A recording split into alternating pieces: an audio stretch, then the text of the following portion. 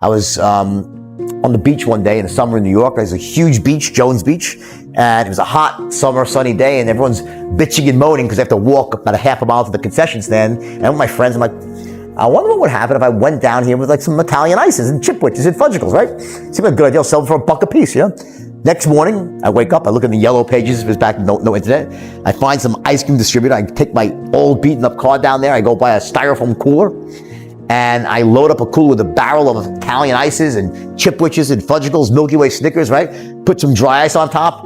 The whole thing loaded up was $22, including the cooler. The cooler was $7, the ice cream was $15, right? I get in my car, drive an hour to the beach. It's like maybe 10 o'clock in the morning. I get there. I walk, carry it down there. I walk to the edge of the water, right? And I start yelling, Italian ices, chipwitches, fudgicles, milk. Within 1 hour, I sold out the entire cooler for $125. And I made $100 in 1 hour. And the year was 1978. Back then, minimum wage, I think, was $1.20 an hour. I was made more than my parents that day. I went back with 4 coolers, right? Who wouldn't, right? I got 4 coolers, right? So I loaded them up, went down, sold all those out, made $500 my second day, changed my life.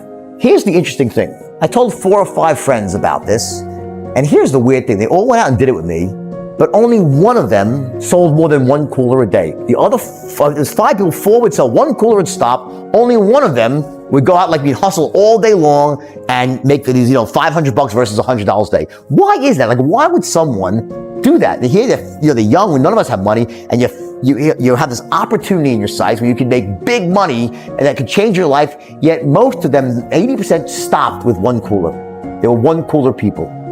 Only one of them was a 4 cooler person, right? One of my friends. That comes down to this last element of the sort of what I call the inner game of success. Like, what happens up here between your ears before you ever go out into the world and take action. And that is your standards. Some people, watch how this relates. Some people, they have a really bright vision, a bold vision. It's great, grand vision, right? Amazing, wow, inspiring. But they have low standards. They're not willing to do the work. A champagne vision and beer standards, right? And then you have the other sort of people, those with really high standards, but they lack a vision for the future. They don't have a vision that inspires them. So these are like the workers where they sort of have this champagne standards and a beer vision. It's about having a match between your standards and your vision. And the question always is, well, what should my standards be? It doesn't matter. They should be congruent with your vision. There's no right or wrong answer. How much money? It doesn't matter. You have to have that vision for the future. Number 2, you have to have the strategies to make the vision a reality. But number 3, you have to be able to share that vision with other people, to communicate the vision to people in a way that moves them to take action, to come help you achieve it, that gets them going, gets them pumped.